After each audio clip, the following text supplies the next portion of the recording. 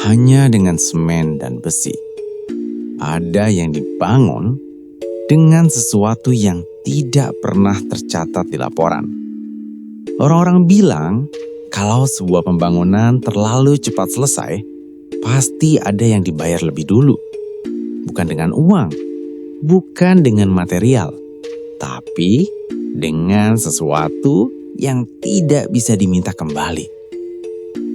Aku tidak percaya hal-hal seperti itu. Setidaknya, sebelum aku terlibat langsung di dalamnya. Sebelum aku melihat sendiri bagaimana satu persatu orang mulai berubah. Bukan menghilang, bukan mati secara tiba-tiba, tapi tidak pernah pulang dengan utuh. Proyek itu berada jauh dari kota, di lahan kosong bekas kebun dan sawah tua. Tempat yang dulu sering dipakai warga untuk lewat saja dengan menundukkan kepala. Bukan karena sopan, tapi karena takut. Sejak hari pertama, sesuatu sudah terasa salah. Bukan dari bangunannya, bukan dari alat berat yang terus menyala, tapi dari cara orang-orang di sekitar proyek menatap kami. Tidak ada yang marah, tidak ada yang menolak. Mereka hanya diam. Dan diam mereka terlalu lama. Seorang tukang tua pernah berkata pelan padaku, "Mas, ini tanahnya minta diisi." Aku mengira itu hanya candaan orang kampung. Aku tertawa. Ia tidak. Malam pertama setelah pengecoran, kami kehilangan satu orang. Bukan hilang secara resmi, tidak ada laporan, tidak ada pencarian. Namanya tetap tercatat di daftar pekerja. Upahnya tetap dihitung, seolah ia masih ada. Dan sejak malam itu, aku mulai mendengar suara-suara yang tidak pernah bisa dijelaskan di rapat proyek. Suara langkah di lokasi yang kosong. Suara palu dipukul tanpa ada orang. Dan suara seseorang yang selalu berdiri tepat di belakangku saat aku sendirian. Tidak semua orang mendengar suara itu, tidak semua orang melihatnya, tapi semua orang merasakannya. Dan yang paling berbahaya, semua orang memilih diam. Karena di proyek ini, yang terlalu banyak bertanya biasanya tidak bertahan lama. Bukan dipecat, tapi digantikan. Cerita ini bukan tentang hantu, bukan tentang makhluk gaib yang muncul untuk menakut-nakuti. Ini tentang manusia, tentang keputusan, tentang sesuatu yang sengaja diberikan agar sebuah bangunan bisa berdiri. Dan jika kamu mendengar cerita ini malam hari, sendirian, dengan suara yang terlalu jelas di telingamu, ingat satu hal. Tidak semua proyek selesai saat bangunannya berdiri. Beberapa baru benar-benar selesai saat tumbalnya cukup. Kamu sedang mendengarkan Tumbal Proyek, cerita dari mereka yang tidak pernah tercatat sebagai korban.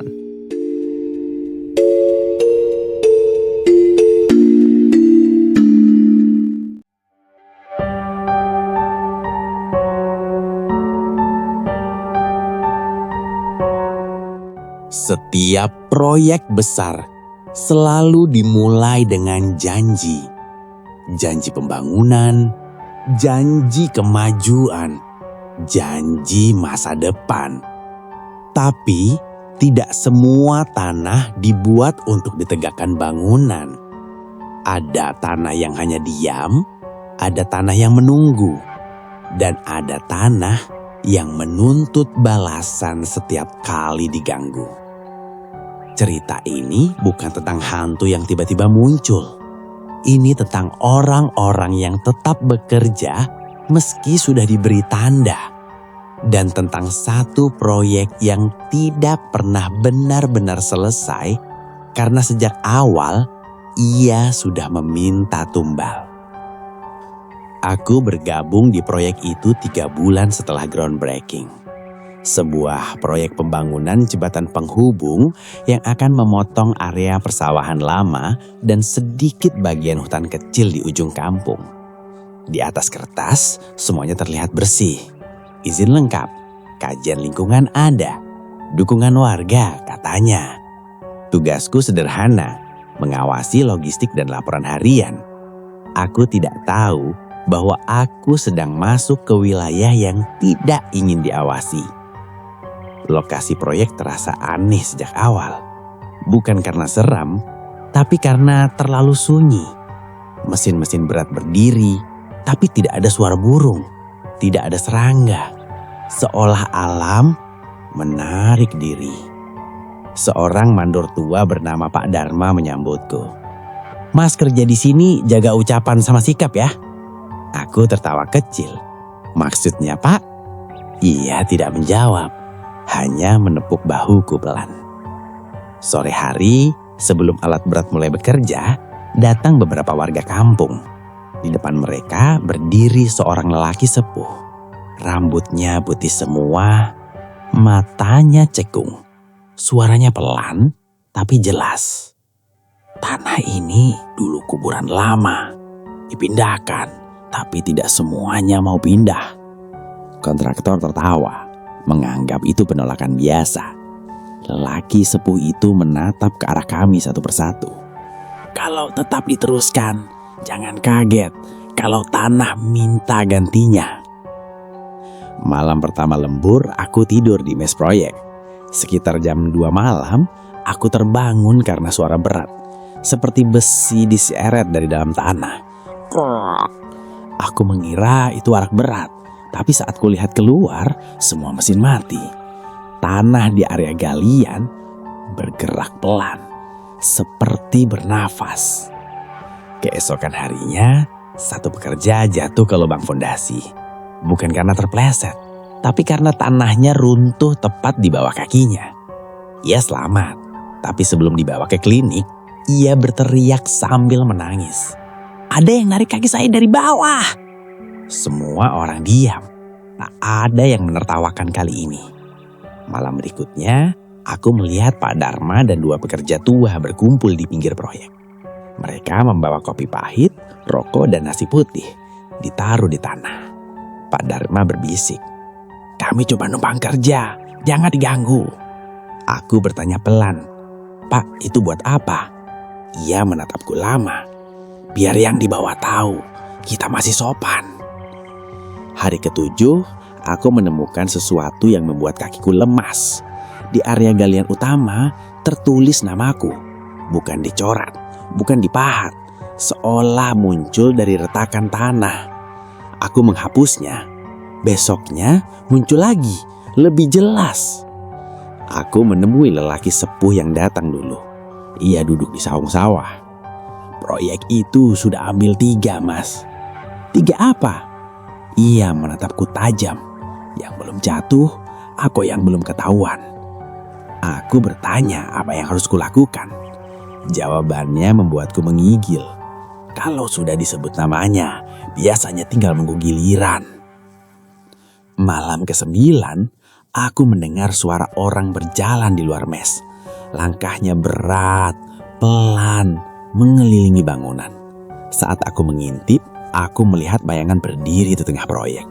Tubuhnya hitam, tanpa wajah. Ia menunduk, menatap lubang fondasi, lalu berbisik, "Kurang 1."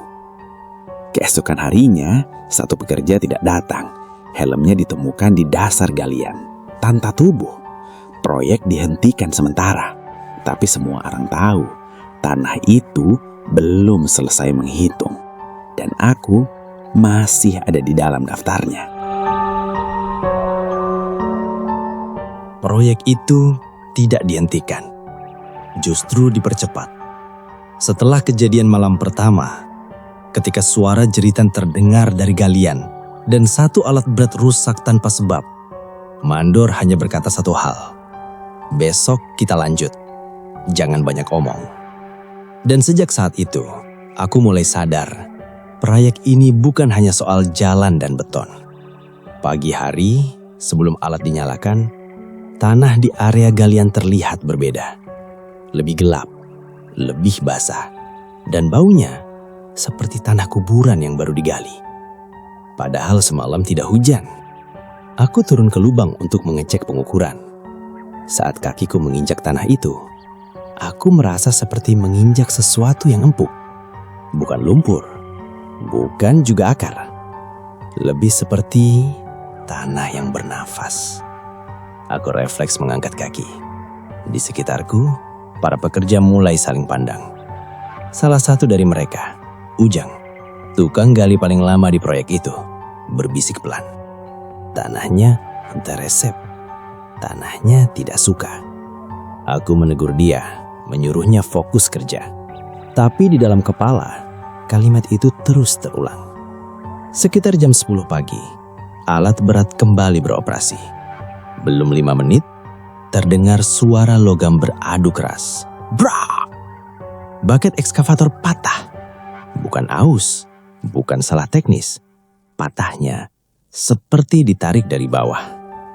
Operatornya langsung turun, pucat. Pak, kayak Ayanu nyekel. Seperti ada yang memegang. Sore harinya, seorang kuli terjatuh ke lubang galian. Tidak dalam, hanya sekitar 1,5 meter. Seharusnya tidak apa-apa. Tapi saat diangkat, dadanya penuh tanah. Mulutnya berisi lumpur. Seolah dia dikubur. Dia tidak mati. Tapi sejak hari itu, dia tidak pernah bicara lagi. Malamnya, aku didatangi seorang lelaki tua. Warga kampung. Dipanggil orang-orang sebagai Abah. Ia duduk di pos proyek, menolak kopi, dan langsung berkata, tempat ia henteu menta dibangun, tapi dipaksa. Aku mencoba rasional. Ini proyek negara, Bah. Ia mengangguk pelan. Justru gitu. Lamun dipaksa, sok aya nu dibayar. Dibayar?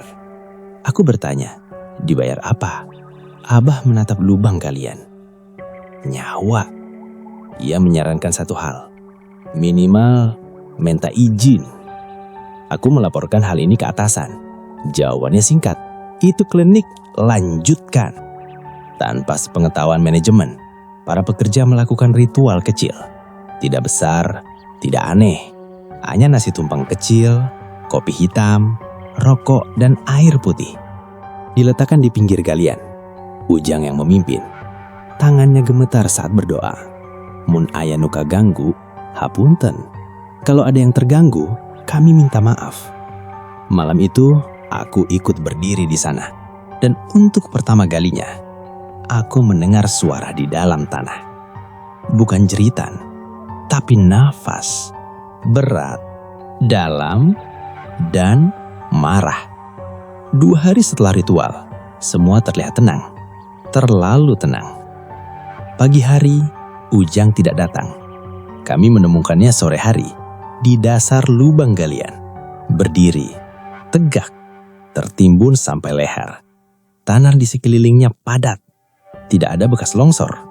Wajahnya menghadap ke atas. Matanya terbuka. Mulutnya bergerak pelan. Aku mendekat dan ia berbisik. Kurang. Lalu tanah menutup mulutnya. Proyek itu dihentikan sementara, bukan karena keselamatan, tapi karena satu nyawa sudah diambil. Dan dari semua nasihat yang aku abaikan, satu kalimat Abah terus terngiang.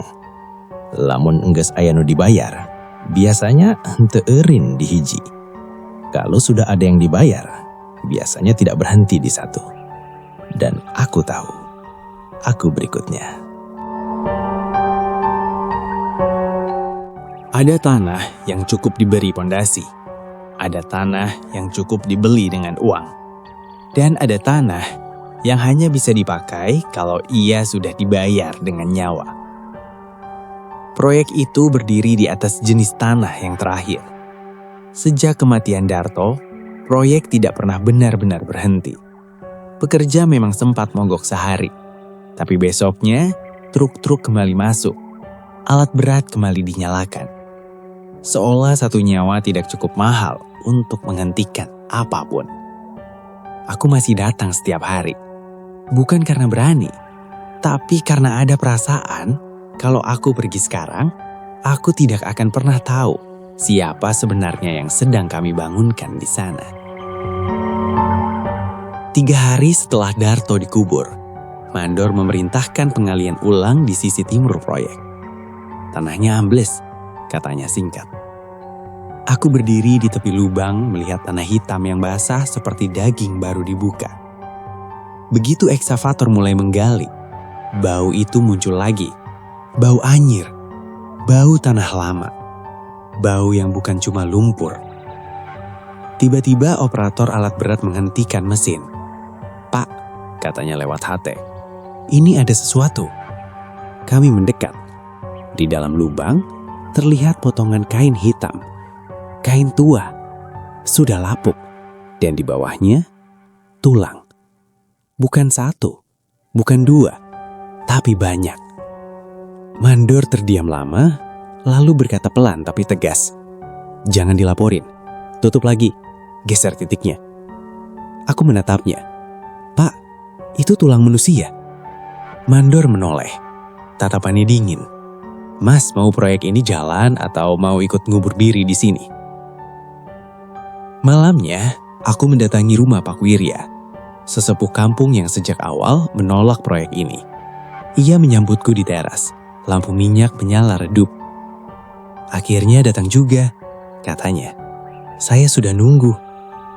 Aku menceritakan semuanya, dari Darto, dari lubang, dari tulang-tulang itu.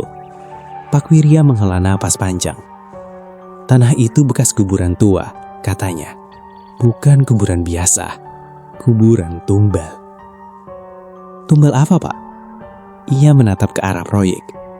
"Dulu, zaman Belanda, setiap bangun jembatan, jalan, gudang, selalu ada yang ditinggal." Aku merinding, dan tanah itu sudah terlalu lama kenyang. 2 malam kemudian, aku melihat sesuatu yang seharusnya tidak kulihat. Sekitar jam 2 pagi, aku kembali ke lokasi. Entah kenapa, kakiku melangkah ke sana sendiri. Di tengah proyek, aku melihat 5 orang berdiri melingkar. Mandor ada di sana, 2 orang asing dan seorang dukun. Di tengah lingkaran ada lubang kecil. Di dalamnya, kepala kambing hitam. Darahnya masih hangat. Dukun itu membaca sesuatu, bahasanya asing. Bukan Jawa, bukan Sunda. Tiba-tiba, angin berembus kencang. Lampu proyek berkedip. Tanah di sekitar lubang bergerak, seperti bernapas. Dukun itu terhenti. Wajahnya pucat. "Kurang," katanya. "Ini kurang." Mandor bertanya cepat. "Kurang apa?" Dukun itu menelan ludah. Yang diminta bukan hewan. Keesokan harinya, salah satu pekerja menghilang. Namanya Asep. Orangnya pendiam, selalu pulang terakhir. Motor masih ada, tas masih di pos, tapi orangnya tidak pernah keluar dari area proyek. Kami mencari sampai sore, tidak ketemu. Saat malam datang, aku berdiri sendirian di dekat lubang timur, dan aku mendengar suara, pelan, dari dalam tanah. "Tolong!" Aku mundur. Suara itu bukan suara Darto. Aku tahu, itu suara Asep. Tanah di proyek mulai ambles di banyak titik. Retakan muncul di mana-mana. Dan setiap malam, ada suara orang berbicara di bawah tanah. Bukan teriakan, bukan jeritan, tapi percakapan pelan. Seperti banyak orang yang sedang menunggu. Pak Wirya benar, tanah itu bukan marah. Tanah itu menagih. Aku berdiri di tengah proyek menyadari satu hal yang membuat kakiku gemetar. Proyek ini tidak butuh izin, tidak butuh IMB, tidak butuh doa peresmian. Yang dibutuhkan hanya satu, pengganti. Dan aku mulai merasa, tanah itu sudah tahu namaku. Di setiap proyek besar, selalu ada 2 laporan. Yang pertama, tertulis rapi di kertas. Yang kedua, hidup di kepala orang-orang yang memilih diam. Dan di proyek ini, yang tidak pernah dicatat justru yang paling banyak.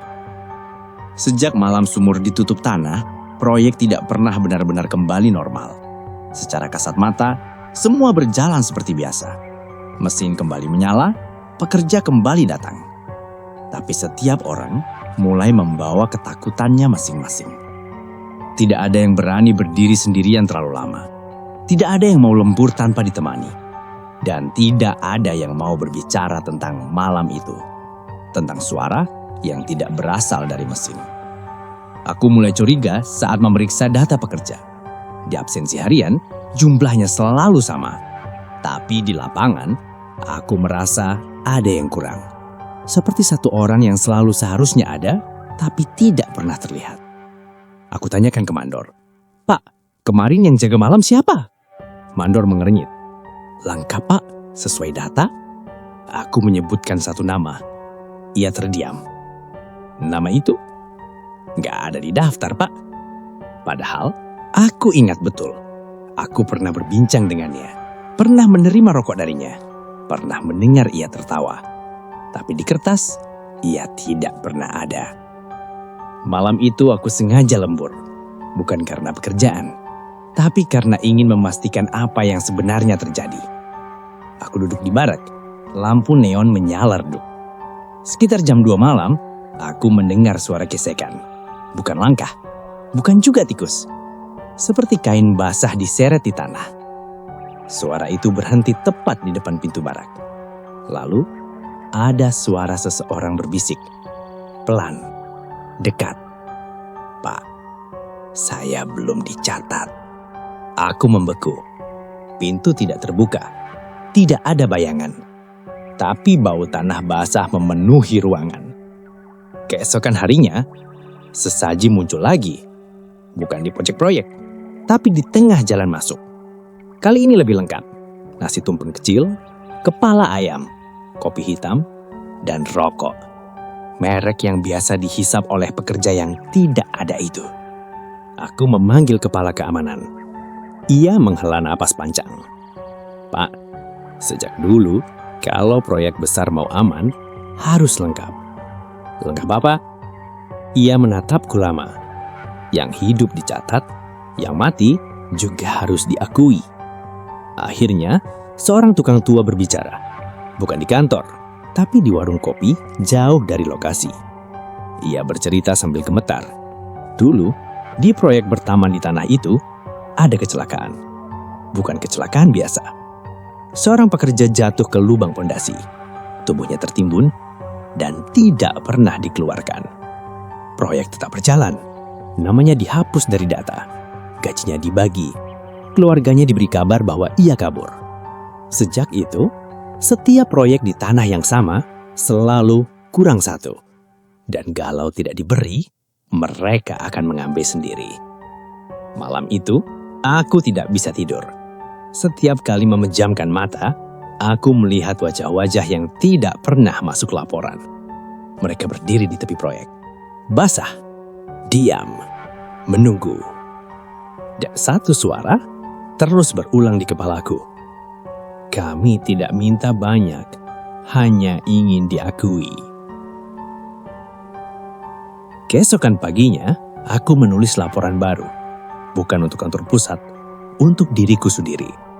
Daftar nama, tanpa jabatan, tanpa nomor induk, hanya nama. Karena aku sadar, yang paling berbahaya di proyek ini bukan tanahnya, tapi keputusan untuk pura-pura tidak tahu. Dan malam ini, aku tahu satu hal pasti. Mereka tidak akan berhenti sampai semuanya tercatat. Malam itu, telepon berdering. Suara dari ujung sana berkata pelan, "Pak, besok ada pengecoran terakhir. Tapi jumlah orangnya masih kurang satu." Orang bilang, kalau sebuah bangunan akhirnya berdiri kokoh, itu karena pondasinya kuat. Tapi tidak semua pondasi terbuat dari semen dan besi. Ada yang dibuat dari janji, ada yang dibuat dari kebohongan, dan ada yang dibuat dari manusia. Proyek ini memang selesai, tapi yang ditanam di dalamnya tidak pernah ikut mati. Aku kembali ke lokasi proyek itu 6 bulan setelah semuanya ditutup. Gerbangnya terkunci, papan nama proyek sudah dicopot, dan tidak ada lagi alat berat. Secara resmi, proyek itu gagal karena kendala teknis dan administrasi. Secara tidak resmi, semua orang tahu alasannya. Ada yang tidak mau dilepaskan. Aku berdiri di depan gedung setengah jadi itu saat matahari hampir tenggelam. Dan untuk pertama kalinya sejak semua kejadian itu berakhir, aku mendengar suara yang sama lagi. Suara ketukan dari dalam tanah. Aku masuk lewat celah pagar. Langkah kakiku menggema di lantai beton kosong. Setiap sudut terasa lebih sempit dibanding terakhir kali aku kesini. Lift tidak pernah diperbaiki. Tangga darurat masih berkarat. Dan pintu menuju lantai bawah masih ada. Pintu baja itu tertutup, tapi tidak terkunci. Saat aku mendorongnya, bau lembab langsung menyergap. Bau tanah basah, bau besi tua, dan bau yang paling kukenal. Bau manusia yang terlalu lama berada di tempat gelap. Lampu darurat masih menyala redup, berkedip seperti napas terakhir. Aku turun satu persatu, dan di anak tangga terakhir, aku melihatnya. Bekas tapak tangan di dinding beton, bukan debu, bukan cat, tapi bekas hitam, seperti sesuatu pernah ditekan dari dalam. Di ruangan bawah itu, aku tidak sendirian. Aku tahu, bahkan sebelum suara itu muncul, ada langkah, ada napas, ada bisikan yang datang dari segala arah. Belum lunas, masih kurang, masih ada yang hidup. Aku menutup mata, dan saat kubuka lagi, ruangan itu tidak lagi kosong. Aku melihat mereka, satu persatu. Pekerja yang hilang, mandor yang menghilang, satpam yang tidak pernah ditemukan. Mereka berdiri diam, tubuh mereka tidak utuh. Sebagian tertanam di dinding, sebagian menyatu dengan lantai. Mulut mereka terbuka, tapi bukan teriakan yang keluar, melainkan tuntutan. Aku berteriak, "Apa lagi yang kalian mau?" Suara itu berhenti. Lalu satu sosok melangkah maju. Mandor tua itu, wajahnya retak seperti beton kering. Matanya hitam, tapi penuh kesadaran. Kami bukan yang pertama, dan kamu bukan yang terakhir. Ia menunjuk ke atas, ke gedung yang belum selesai itu. Bangunan ini berdiri bukan karena rencana, tapi karena kesepakatan. Ia menjelaskan semuanya, tentang rapat malam hari, tentang orang-orang yang dipilih saat progres mandek, tentang doa-doa yang dibacakan bukan untuk keselamatan, tapi untuk keterikatan. Kami ditanam supaya proyek ini mau berjalan, dan sekarang kami menahan yang tersisa. Sosok itu meratapku. Satu orang lagi. Itu saja. Setelah itu, kami diam. Aku mundur. Tidak, kataku. Aku tidak akan melanjutkan ini. Ruangan bergetar, dinding berderak, lantai retak, dan suara-suara itu berubah. Bukan lagi permintaan, tapi ancaman. Aku lari. Tangga terasa lebih panjang. Langkah kakiku berat, seperti ada tangan yang menarik kakiku ke bawah. Saat aku hampir sampai ke pintu baja, seseorang memanggil namaku. Dengan suaraku sendiri, aku berhenti. Dan di pantulan dinding logam, aku melihat diriku sendiri. Lebih pucat, lebih kirus, dan berdiri di dalam ruangan itu. Aku sadar satu hal yang terlambat. Mereka tidak butuh badan baru. Mereka butuh pengganti yang masih bisa berjalan di atas. Dan sejak malam itu, aku sudah ditandai. Aku berhasil keluar. Proyek itu akhirnya benar-benar ditutup. Tanahnya diratakan, dan gedung itu dibongkar. Sekarang, di atasnya berdiri pusat perbelanjaan.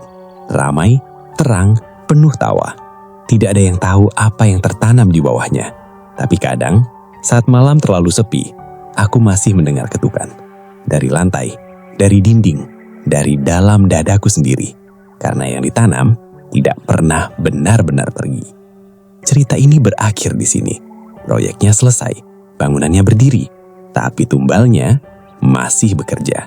Dan jika suatu hari kamu masuk ke gedung baru yang terasa terlalu dingin tanpa alasan, ingat satu hal, mungkin kamu tidak berdiri di atas tanah, tapi di atas mereka yang belum dilepaskan.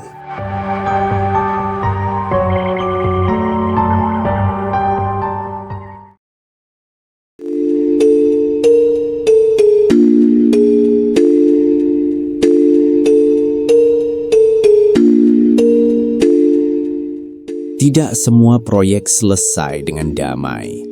Ada yang berdiri kokoh, tapi menyimpan cerita yang tidak pernah diceritakan ke publik. Mungkin setelah ini, kamu akan melihat bangunan dengan cara yang berbeda. Karena bisa saja, di balik tembok yang berdiri tegak, ada sesuatu yang sengaja dikorbankan. Kalau menurut kamu, apakah semua ini hanya kebetulan atau memang ada harga yang harus dibayar? Kamu bisa tuliskan pendapatmu di kolom komentar. Terima kasih sudah mendengarkan. Nantikan cerita berikutnya di Cerita dari Mereka.